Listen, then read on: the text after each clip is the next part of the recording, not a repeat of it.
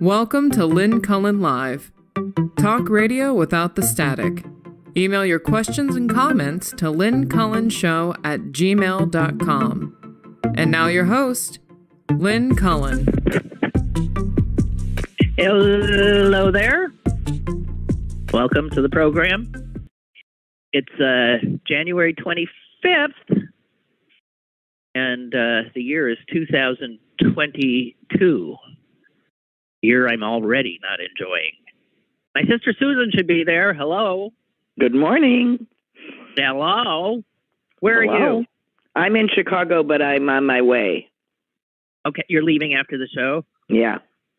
Okay. Tuesday's your travel day, it seems.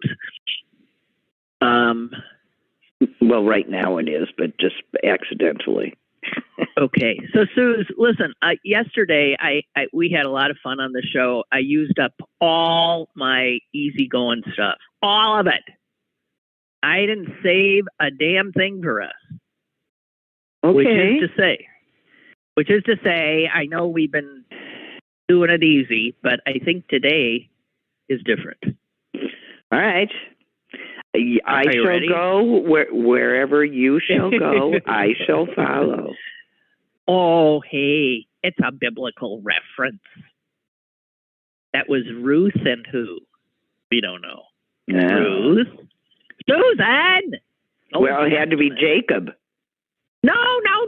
It's two women. Sarah. It's two women. Sarah. No. Rachel. No. Leah. You're coming up with every Jewish woman's Leah. name. Leah. Might have been Leah. Well, I don't know. Wasn't it two women? I don't know. I don't know either. Okay. Why are you saying no if you don't know? Well, I don't know because I know it's not Jacob or whatever you said. It's two women. Okay, never mind. I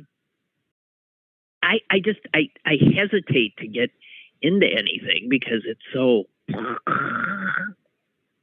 awful. We had so much fun yesterday. Well, what did you talk about that was fun? Well, one of the I don't even remember. You know, I never remember. No, I don't remember either. It's like doing my damn Wordle. 2 seconds after I do it, I can't even remember what the word was. Right, exactly. So you when you, I find that, and you have found too, that if somebody says to you, even an hour after the show, "Well, what'd you talk about?" I don't know. I do not know. We are each very in the moment, and there's no reason to put it on record. I guess. The one I do remember, I was just reminded of because it showed up in the science section of the New York Times, so I must have gotten it, online earlier, and it had to do with a female monkey, a macaque in Japan, doing something that, as far as is known, is I think they said only the second time that paleontologists are aware that a female took over as an alpha in a troop, and she's definitely the alpha. She beat up her own mother to start her climb.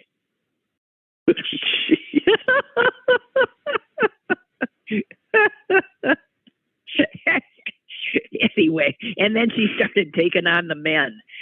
And, one after the other fell. I just love that story. I loved it because it was, because it's a story of female empowerment. I know, and it's so rare. I mean, paleontologists are like watching this like, what the hell? And now they want to see how long she manages to hang on. So, I don't know. It's one. That was one. And now I'm sort of meandering around here looking for how bad it's going to get. Yeah. Oh, here's one thing, just to tiptoe in. Here's one thing that I found so creepy. This is from The Week, and it said that reports, for years it has been reported that Prince Andrew. Oh, the teddy bears.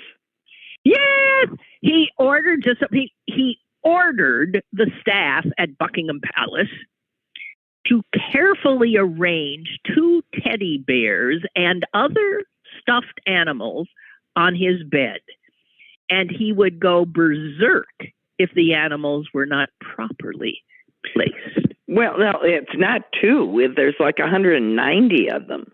And they have to all be arranged absolutely correctly in terms of size and location. And there are pictures taken of them properly placed to inform the poor person who is responsible for his bedchamber. They're kept in his bedside table. Yes. The reports are that Andrew, surprise, surprise, seems to have been a little spoiled. Oh, yeah. And he's sort of like, he's infantilized. And he's also, I mean, he's a pedophile. He's an embarrassment to the Queen. And he's lost all his, can't go out, and he's facing criminal charges. So, or a civil suit. Again, a civil suit. But he has to, theoretically, he has to defend it himself, and he's apparently, been in trouble anyway because he had to sell his $27 million Swiss chalet to pay off the debt that he owed on it. What an awful human being. What an awful human being. How bizarre, a 61-year-old man with teddy bears and stuffed animals on his bed.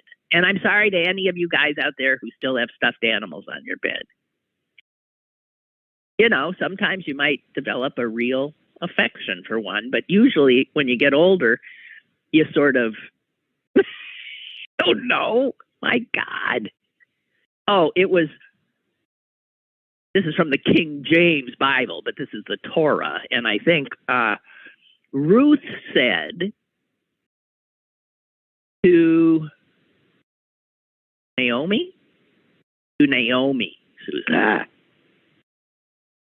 Ruth said, "Entreat me not to leave thee, or to return from following after thee. For whither thou goest, I will go, and where thou lodgest, I will lodge. Thy people shall be my people, and thy God, my God." Thank you, Kurt. There it is. So you were quoting Ruth speaking to Naomi. Yeah, that's a biblical name you forgot about. Yeah, totally. Yeah. Okay, so anyway, there was that. And that, Prince Andrew thing was as close as I have to something light.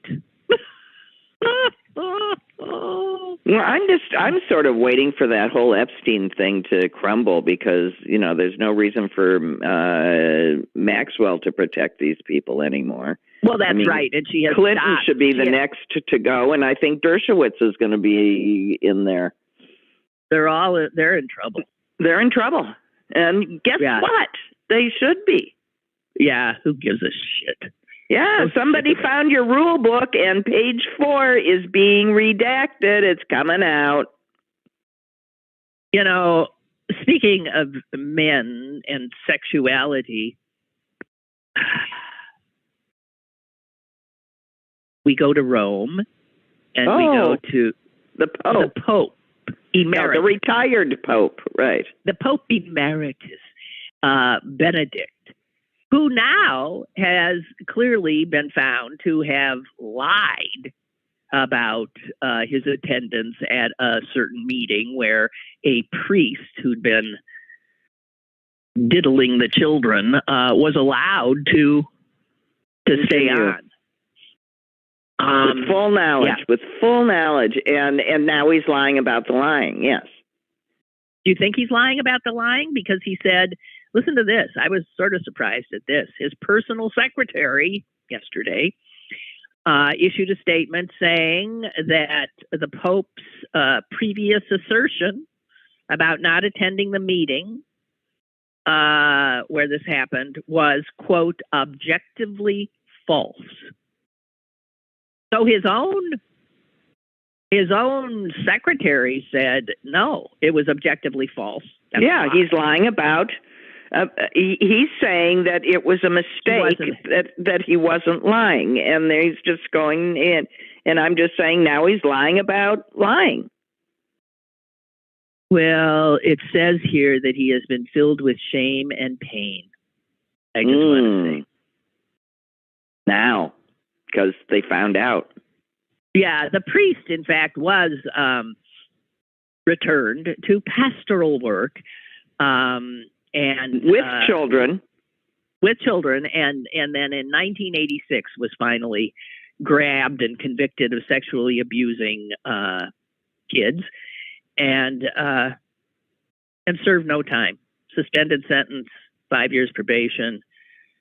And when news of the case made headlines, the archdiocese said the decision to let the priest reassume his duties had been made by Cardinal Ratzinger's deputy. That's the Pope's deputy. So they blamed his, No, he keeps blaming everybody. It was an editorial, mistake made by a clerk. Yeah. Well, look, what is he? He's 94. I don't know. So what? 94. What? I mean, he might not remember much of anything.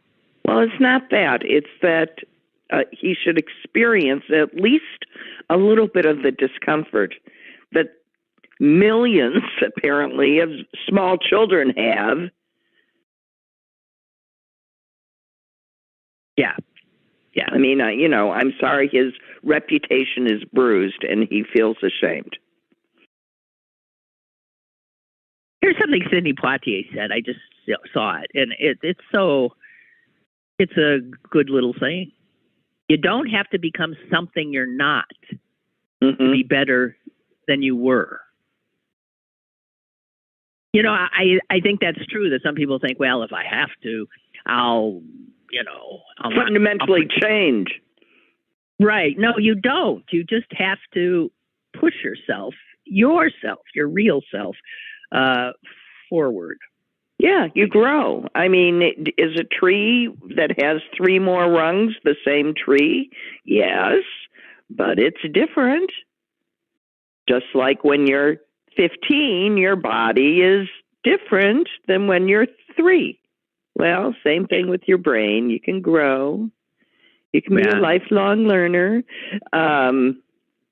Speaking of which, the article that got me, that just got me so furious in view of all of the discussions about critical race theory and all that stuff, is the Dickensian lawsuit that has meandered through our courts for decades, wherein the U.S. Marshal Service is being sued for racism. And it's gone, it's like decades. Wait. I don't even know what you're talking about. There is a suit launched by a group of African-American, I assume, almost entirely African-American plaintiffs and applicants to the U.S. Marshal Service, alleging discrimination, that they, one woman applied for the same position 40 times to advance in her career and was, just no. Just gave it up. And it was just blatant and constant, and people were punished for it, and lots of people were driven out, but no, they got nowhere. And if you want to, and I'm just reading this thing, and then the case languishes for various reasons, gets dropped, gets mistakenly put in the wrong file, decades, absolutely decades, in which case I referred to Charles Dickens. Because it's not supposed to be the way these things occur. Well, I think one of and here we are talking about systemic race, critical race theory, and we've got the courts and the whole department of the United States government, seemingly, as far as I can see, colluding in denying one group of people their rights. Their right to simply bring a case. You're not to be employed, to bring a case when they are not, to be heard, to be taken seriously, to be even recognized. All right, don't get your Well, I'm just telling you, that's the one that got my goat this morning. Okay. Well, there's what's been getting my goat in general is how our legal system allows for this kind of delay. And we're seeing that now. It's a year after January 6th, and you see how somebody with the means can delay and delay and delay. And the people who have the means are people with money. Which is why Avenatti is in court relatively quickly. I wanted to say, Susan, I am so sorry that your former flame. Yeah, well, it was just, he was cute. He's a cute little, teeny little man. Con man. He's a con artist. Yeah, total con. He's a clear con. But he was entertaining as a con. He was a very entertaining con. Yeah, sure. That's how he's charming. That's how he gets where he is. Con men are charming. They better be, or it ain't going to work. Yeah. So Michael Avenatti is now, once again, he's already been convicted of, in 2 cases. I think this was the third lost case, the Nike case or whatever it was. Yeah, whatever. He also, and I think he's lost 2. And this will be number 3, and I bet he'll lose that too. They just got him. So there was something here where, the mask stuff, the mask mandates in schools, and one of the school districts here, more than one, but one I'm thinking of, dropped their mandate and said that it was, now whatever, you could wear a mask or not.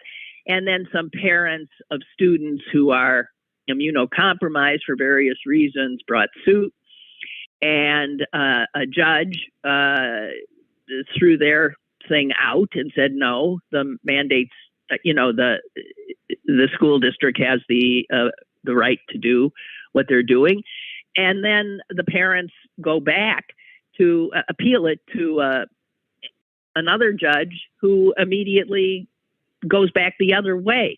And it's like, what's happening now, it seems to me, and I guess it is using the system that exists, it's judge shopping, so that and it is true in this case, and I'm talking about, it has to do with the suburb Upper St. Clair, the judge that sided with the school district saying, you don't have to have the mandate, is of course a Trump appointee.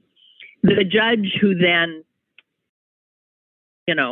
overruled him is I don't know who he was, but he's not a Trump appointee. So you go shopping or looking or, hoping. The judiciary has been politicized. Yeah, it has been politicized, but I'm not going to. I am going to tell you that is not something that is new, and that for example, Southern Illinois has been famous for years, and the Circuit of St. Louis for years has been known as a great place to bring a class action suit. Mm-hmm. And people think of ways to establish ties such that they can bring their suit there, which usually just amounts to finding a plaintiff within the territory. But anyway, so venue shopping, or which is in its own way judge shopping, is not a new thing. But it is politicized in a way that it hasn't been, because we had a president that was seeking to destroy our government every way he knew how. Well, and what we're seeing now is is that he was putting in place, Trump, all of these guys in the federal judiciary so that they'd be there for what's coming his way. All these lawsuits. And he's got this Supreme Court that's pretty much, you would think, on his side, although that remains to be seen. It was really dispiriting to see that the court is taking on all these affirmative action cases now. And so there goes affirmative. Roe v. Wade will go. Affirmative action will go. They're taking on a lot of environmental regulatory things. That's all going to go. They're going to roll us back 60, 70 years. That's just the way it is. Let me tell you about, and I'm sure you know, there is a bill advancing in the Florida legislature, and I think a bill like this has already been passed in Virginia, in the Virginia legislature. Listen to this.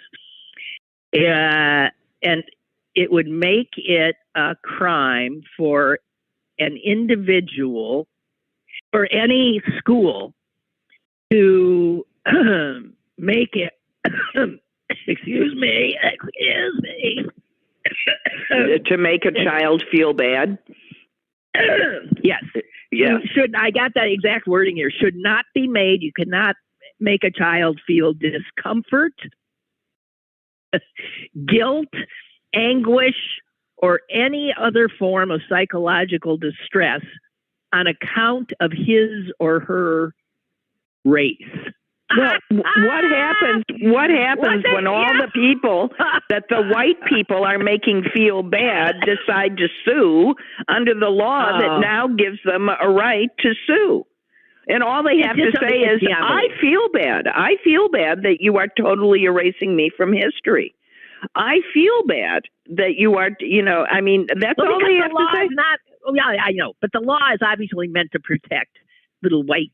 Yes, I understand, but I'm just pointing out that it doesn't work for the most obvious of reasons, and it is astonishing how stupid and inappropriately written these laws are to accomplish what they are trying to accomplish.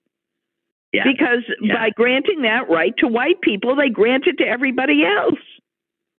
But, you stop and think, if now students are not able to be made uncomfortable, it's not just race that's going to, you won't be able to. Math makes me uncomfortable. Boy, yes, okay. And physics made me so effing uncomfortable. I couldn't stand it. It caused me to wonder whether I indeed had any brain matter at all. I'd sue.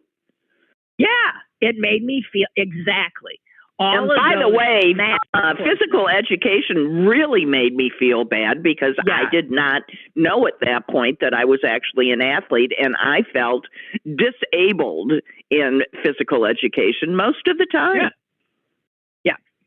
So that they would think you could codify any of this nonsense into law. I mean, science, give it up, because religious people are, offended by so much science. But can I just point out one other thing? These are the same people that call us snowflakes.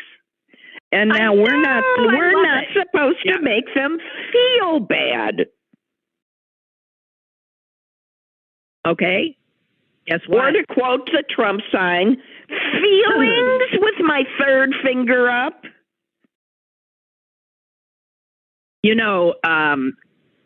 It also says here that Ron DeSantis, the vile governor of Florida, has proposed something called the Stop Woke Act. Wherein nobody has to get up in the morning. Would that be true? But it would empower parents to sue any school district that they claim is teaching critical race theory. And if they prevail, they collect lawyer fees and all the others. Is modeled after the Texas abortion laws. Sure, because here's what we all want to do. We all want to bankrupt our public school systems. Well, whose money do they think they're giving away? They're giving away the Florida people's money. It's our brother. Excuse me, just for a moment. Bill, right, I'm on my sister's show. I'll call you back. Such a friggin' idiot. Okay. Why? Did you hear him go, say? Oh, geez, is when his Wisconsin accent comes out. His Wisconsin accent is still very strong. Very strong. And when he's in Green Bay, is he still in Green Bay? Yeah. Yeah. Well, then he starts sounding like this all the time. Oh, geez. I forgot.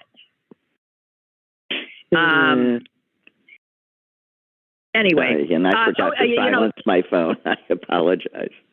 That's okay. This brings me to something that Salman Rushdie said that I liked about all of this stuff about, in the university as well.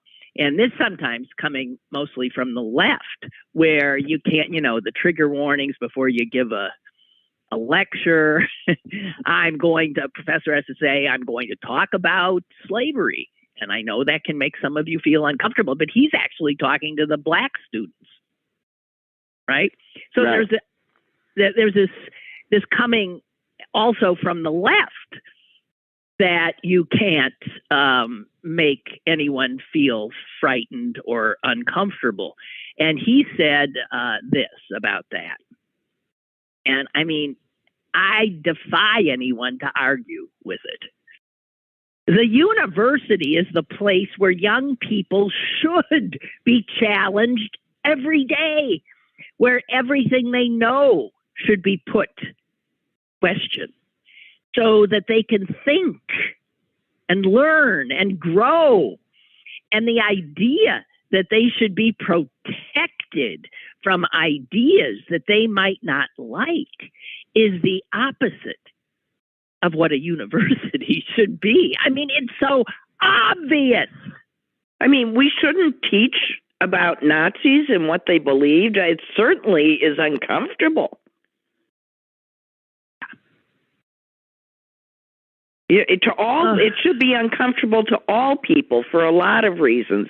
I mean, I think one of the things that they're doing, it doesn't mean, though, that we can't re-examine how we do these things. And for example, the lone Jewish kid or the lone black kid should not be required to stand up and explain their experience as a living example and to teach others who they are.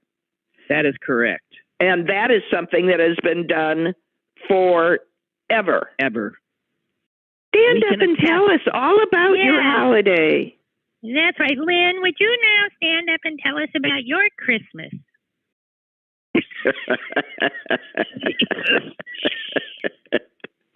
The one I'll never forget. The one who I thought I'll never make it home alive. I was in a class, and this was unusual, where there were three little Jews, and it was, who was that? Miss, the one who turned around, and she had a bald spot on her dyed black hair. Mrs. DeWitt. That's it. The black hair, the red lips, and the bald, and the white scalp. And the bald spot. I know. Red, white, and black. Ew, she was scary. Mrs. DeWitt. That's right. What was that, third grade? Yeah, I still remember that she called me lazy, and she didn't like my handwriting. Well, what she did to me and Michael Plaus and Judy Cahotis, we were the three Jews. She was really mad about something in the class. I can't remember, but she said, this is what she said. I'm sure I've told you this. I wish you all could be more like my Jewish students. Right. That's what she said. I guess we had done whatever, our homework. I don't know what. I don't know. But she singled the Jews out. And I remember thinking, now I'm going to get beat up. Yeah. And I was thinking mostly about poor Mike Plaus, who was always getting beaten up anyway. Right. And I was thinking, geez, he he lives pretty close to school. Maybe but this kind of thing that happens when you're a child. These are children. And you see, even as an old lady, you remember these things. Yeah. Oh, you remember them because you were terrified. So, Sarah Palin, ladies and gentlemen, is back in the news. Oh, damn. So she had... Okay, go ahead. She'd gone to New York. One. I said, go ahead. Yeah, she'd gone to New York because she's brought a case against the New York Times for libel. And I got to tell you, I've read a lot of stuff about this case, that this case could be dangerous. Could be dangerous to freedom of the press. Could be. She's brought a case, and the case was supposed to start, I guess, today. Mm-hmm. She was seen yesterday. She was seen in an Italian restaurant on the Upper East Side Saturday night, having a fine old time. And she tested. And there are only vaccinated people are allowed in restaurants in New York. And she ain't vaccinated. But somehow she got into this restaurant, having a fine old time. And then on Monday or Sunday night, she tests positive for COVID. The funniest thing I read about this, it says that a features writer for New York Magazine happened to be in the restaurant and saw Caitlin. And this reporter was having dinner with her mom. And she said to her Mom, look, Sarah Palin. And her mother said, no, that's Tina Fey. Would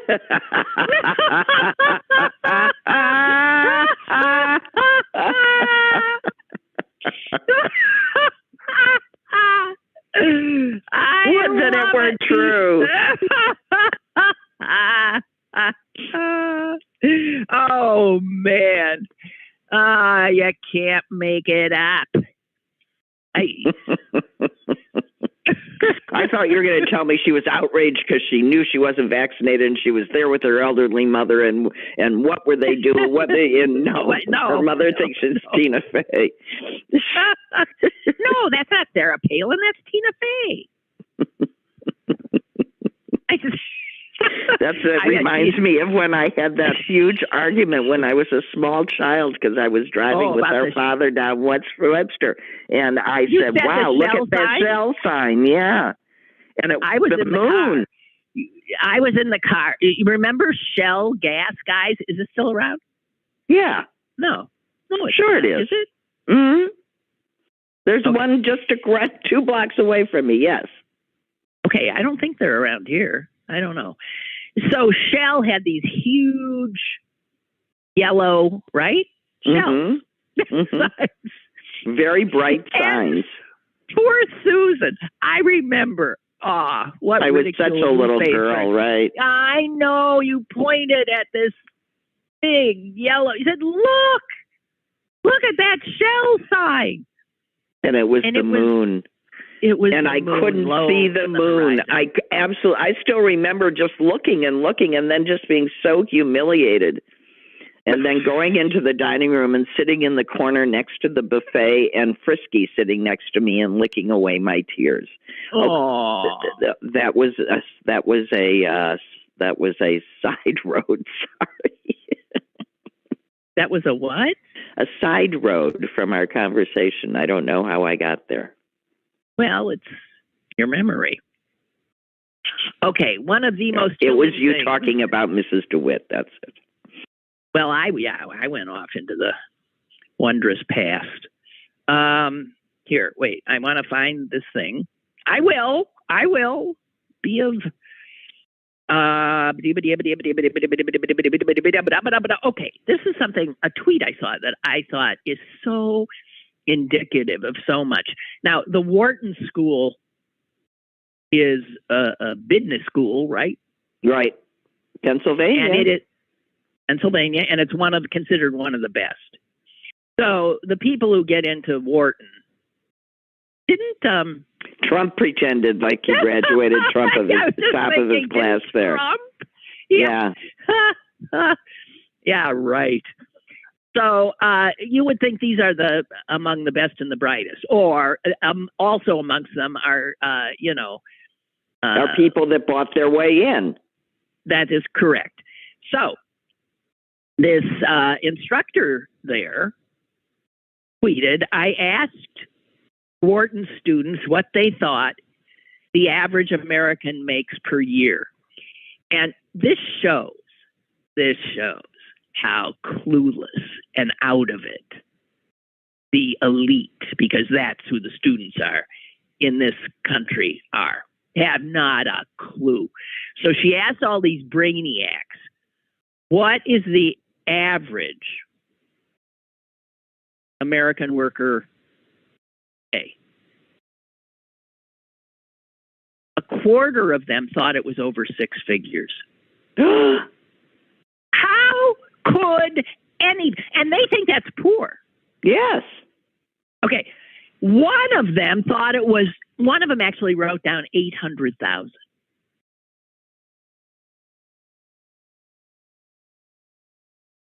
And these are our future, titans of business and politics and all of it. They don't have a clue.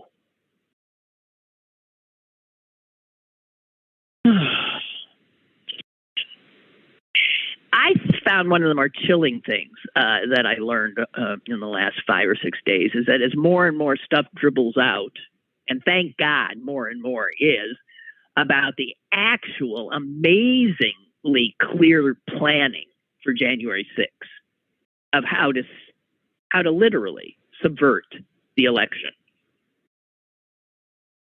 That the Trump White House had an executive, what do you call those? An executive order that hadn't been finalized. It was a draft of an executive order that would have enabled the military to seize voting machines. And that was something they've got in writing. Yeah, they think Sidney Powell wrote that one. Well, I mean, so no, it's amazing. The committee now has to look into, and Thompson, the head of the committee, said, we are concerned that our military was part of this big lie. And it was part of it. You'll recall that they couldn't get enough backup once the riot. Well, they certainly delayed because they, quote, didn't like the optics, unquote. Oh, so that was what they came up with, that they didn't like the optics. But it was to allow the rioters to do what they had to sufficient time. And so there were people in the military that were willing to go along with this. Anyone who thinks, and who said this today on another subject, that those of us who have been screaming for 4 years now, look at what these people are doing. Our democracy is in peril, and I've been screaming this for, and ad nauseum for years. And people think I'm just some lunatic. Chicken Little, yeah. I get stuff from people saying, "Oh, Lynn, calm down. You're so depressing." Blah blah blah. But this is Krugman saying at the end of his column today. He says, "Okay, I'm sure that some people will say I'm making too much of this. It's a whole other issue. But ask yourself: has there been any point over, say, the past 5 years?" when warnings about right-wing extremism have proved overblown, and those dismissing those warnings as alarmist have been right? No, never. Because our warnings are grounded in reality. They are not, they're alarming, but they're not alarmist, which suggests that somehow, as you said, Susan, it's Chicken Little. No. We ain't overstating anything. No, we're noticing. Yeah. Roger writes, did any of the older siblings in your family, now that's two, that'd be Bill and me, set a precedent with teachers when the younger ones, that'd be Susan, there's only one, that was you betcha. You want to know the answer? I'll tell you what happened my first day in high school. Mom remembered this the other day. Mom was laughing and remembering what happened. That's a separate story, but that I'll tell later. This is my story wherein I entered my French class. There was one French teacher, Monsieur Duame. Oh, what an idiot. And I walk in and he sees me, my name being Susan Miller at the time, and he says, Miller? Would that be Lynn's sister and Bill's sister? And I said, I don't think you meant Bill. No, Lynn's sister. I said, yeah. And he said, get out. And I said, what do you mean get out? He kicked me out. I had to go, but there's no other French teacher. Finally let me back in. But I mean, following you two was not easy. And Mom's story was that at your graduation, the principal says to Mother, oh, how wonderful it was to have the two Miller children, and she and as if to say, and that's that. And Mother says, oh, there's one more, and he retired. Well, he didn't. She said, she was remembering the story the other day. She said his face went white, and it already was. But I mean, it just like blood drained out of his face. Well, tough. So yes, Roger, in answer to your question, it was not easy for Susan. And he said they were smart and they were naughty, so they made it difficult for me on all fronts. Roger says, I have 5 older sisters, and they were all bad. They skipped school. They were caught smoking. They had bad grades. And in the first roll call of the year, I almost always got, Roger, are you Nancy's brother? And after confirming that I was, they were quickly surprised how well behaved I was, along with being a good student. And he said, I actually think I benefited from a low bar having been set. But no, I had a double disadvantage. They were naughty and they were smart.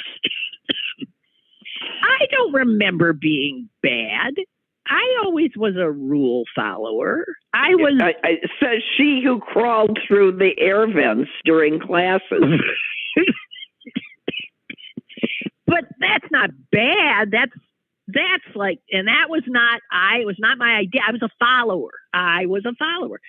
There was a girl, amazing, who's a friend, who during a particularly boring class, sitting in the back, unscrewed the grate, a grate over what would that be? An air vent, a big air duct. Thank you. A big air duct, right. And I mean, this vent was like, I mean, the grate was like big. Yeah, it was like 3 feet by 3 feet. Yeah. So she friggin' dropped out of her desk and went into the vent. And she just kept going. And she ended up, before it was over, because this happened many, many times, she had pretty much mapped the entire system. And she could get into almost any class, she'd be on the other side of a vent. So and then she got us, a few other idiots, to go with her on some of these exploits. And so we would literally sort of disappear out of classes into these vents, and a teacher would turn her back, and off you'd go. And it was amazing. But how did they not notice that you weren't there where previously you were? I don't know. Nobody ever caught us. We were never caught for that. So that was not something we got in trouble for. I do remember absolute terror on one of the excursions. I think it's the last one I did, when she got us into the auditorium, and we were way, way up over the stage. And at one point we had to sort of, squeeze between something, and I got stuck.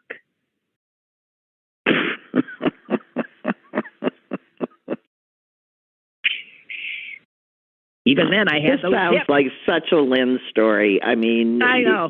I got stuck, and I said, "Help me! I don't know." And they said, "Well, here," and they're pushing, and I've God knows abrasions on my ass. I don't know. They're pulling, and I kept thinking of, can you imagine? Lynn Cullen, Lynn Miller at the time, would have disappeared. No one would ever find her. And then someday, a million years from now, they would find the skeleton of they would find a female skeleton stuck above. You mean your friends would have let you die? Yes. I was flashing in front of my eyes. I'm going to die. Yeah, we did some pretty wondrous things. It is true. But they were clever. They were, but I was just I as a result had to be this nice little polite thing. Oh, bullshit. You are so full of crap. You were the only one who was constantly sneaking out, having you would crawl out of our bedroom in the middle of the night and disappear. Yeah, we go for walks on the golf course. Mm-hmm. Yeah, whatever. By the way, you're the one that taught me how to do that. You used to rehearse with me going up and down the stairs so that we could go in unison. You would disappear, and then if anybody heard us, it would be me coming back up the stairs. You don't remember that? No. Okay. I learned from the best. Oh, God almighty. Okay, so here's what I want to know. This is good, and we don't have so much time that this can get to. I read something, and I can't find it, damn it. But I read something about how this transgender athletic thing there can be questions that are understandable to be asked by people who are not transphobic. But we're talking about the trans woman swimmer. Yeah. Because she has, sort of obviously brought this to the fore. And for those of you who don't know, this is a swimmer who swims for Penn, right? University of Pennsylvania.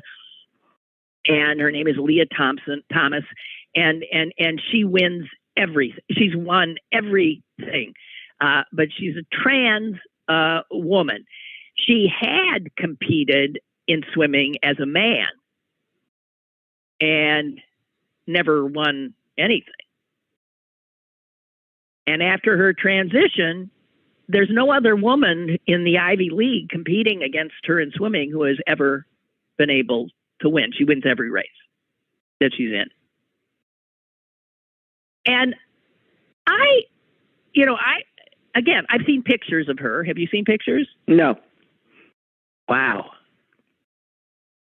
Well, sorry, but she's got the arms and shoulders, and a lot of female swimmers do. Yeah, I'm just going to say, have you taken a look at the Olympic girl swimmers? But here's the thing. this is true, and it's why people shouldn't have to. No.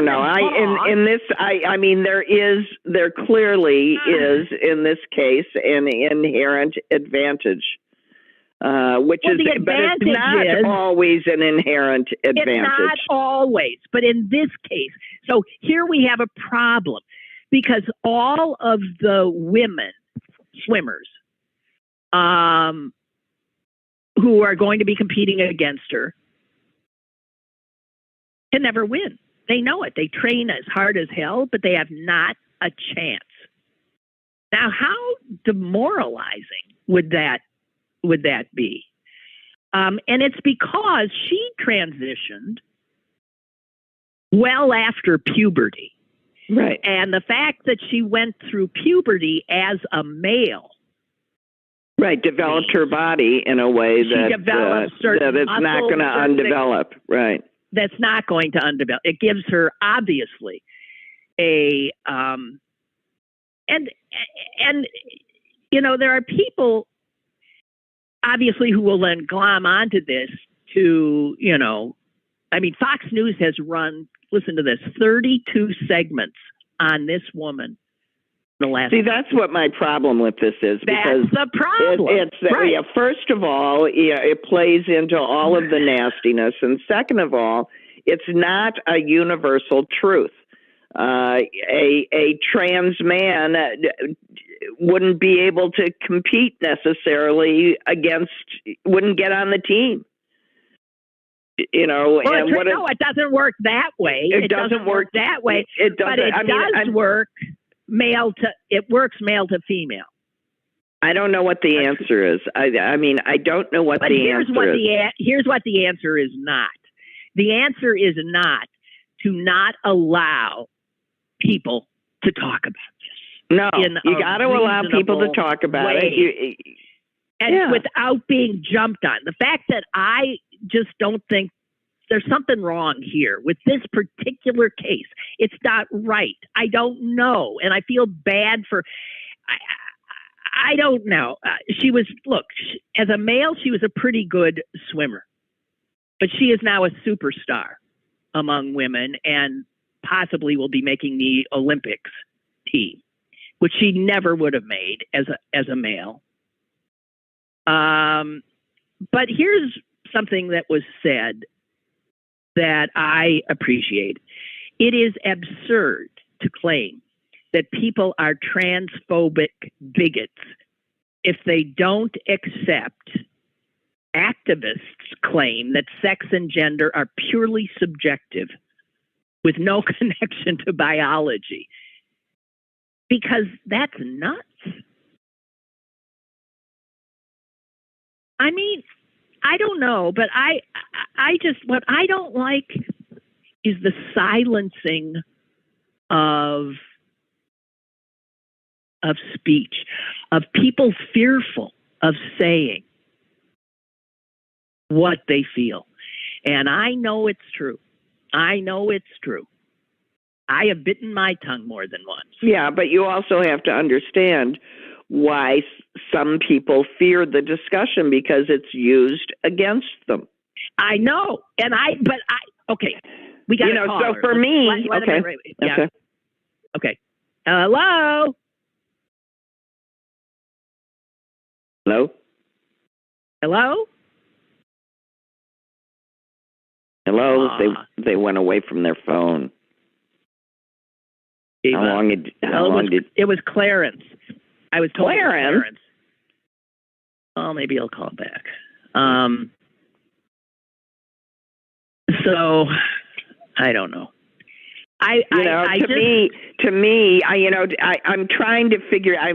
What is the motivation of the swimmer? Because to me, is she purposefully trying to raise this issue? No, she's not. She's just living her life. She transitioned, and she always was a swimmer, and she's now swimming, and now because she's swimming against she doesn't exist in a vacuum, is my point. Yes, she's living her best life. We all like to live our best lives, but we sometimes don't do everything we want to do because of the consequences. I don't know. Call back. Hello. Well, if he calls back, let him in. I don't know either. But what I do know is I just see so much actual fear when people speak now to each other. And that's coming from pressure coming from all over the place. I mean, on the right, they're fearful of saying the wrong thing for their, what has now their catechism, their litmus tests. But we have it also on the left. And you can't, if we can't, Clarence, come on. He said he heard us say hello and that he's there. How much sense does that make? I don't know. Is he on mute? Has he muted his phone? Has he muted his phone? Has the producer muted something?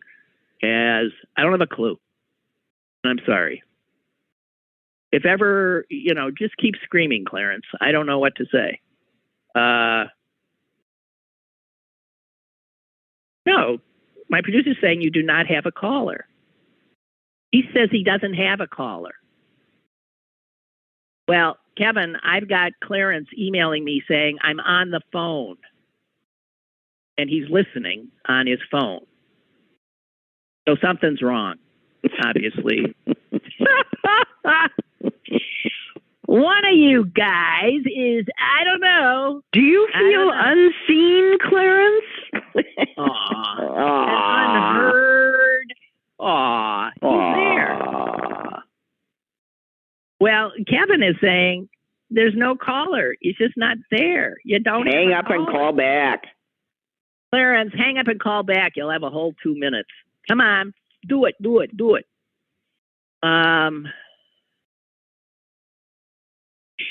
Oh, God. All right, Suze. This is something that I don't know. I don't know. And I feel for this woman. Well, it's just because we live in a binary society. Yes, right. And when we try and stick everybody into you're either this or you're that, and we now know that's just not exactly correct. It doesn't. The whole system begins to fall apart. And maybe that's a metaphor for a lot of things, Lynn. Maybe that's a metaphor for a lot of things. Maybe this one-woman swimmer is no different than a whole race that has been trying for a very long time, just to get along in the world. But our laws are written in such a way that that's not quite going to happen. It doesn't quite work that way. Well, people right now are feeling so like everything is destabilized. Everybody's on edge. And I think for a lot of people, the last thing they want to deal with is, what? You mean that? Yeah, it turns out it's not about toilets. It's about whether little Lori has the right to compete, is going to win her race or not against this person. Yeah, but it seems like we're incapable, most people, of the complexity that is the reality of humanity. It's very complicated, and we're always trying to get it into some bumper sticker, easy black and white thing. The majority of culture has never been about the outliers. And ever. And now we're trying to at least admit that there is such a thing as being an outlier without being inherently punishable as an offense, which is the way the culture has worked in one way or another. And it's very, talk about uncomfortable. That's uncomfortable. Well, yeah, and it turns out some people, when they get uncomfortable, go get guns. Yeah. And they That's right. And they refuse to acknowledge, well, we got to go because, but Susan, and I was going to say, they refuse to acknowledge reality that doesn't fit into what they want it to be. And there was this, where did I see this? That there was a special election in Florida. I'm trying to think when that was. Was it last week? It was a congressional election, special election, and the Republican lost, only got 20% of the vote. The winner, the Democrat, got 80%, right? Oh, and the 20%er won't concede. He will not concede. Now, that's all you have to know about our electoral future. Yeah, Republicans don't accept that it's possible for them to lose. Yeah. Even when they get no votes. No, even if I guess it's unbelievable, and that is chilling. That is chilling. All right. Why, everybody he talked to was for him. That's right. But that's true of all of us. We all talk to people who are mostly thinking like we are, and we get very skewed ideas about, the bigger picture. Right. I think. All right. Well, I'm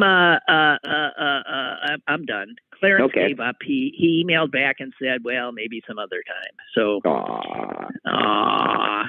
Bye, Clarence. Okay.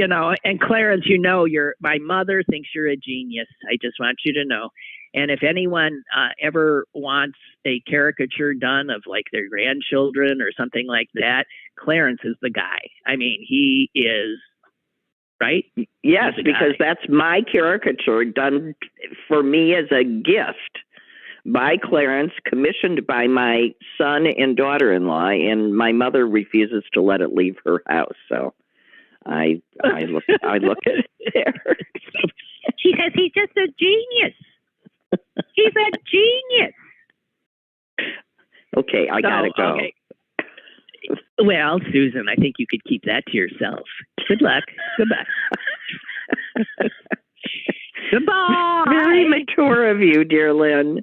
I meant I needed to depart. Goodbye. I know. Goodbye. Goodbye. Okay, everybody. Goodbye. Tomorrow. Okay. I mean, I don't know what that means. Well, you know what that means. I'll see you tomorrow and whatever. Bye. Lynn Cullen Live, Monday through Thursday from 10 a.m. to 11 a.m. and archived at pghcitypaper.com. The opinions expressed on Lynn Cullen Live are those of the host and do not necessarily reflect the viewpoints of Pittsburgh City Paper or its advertisers.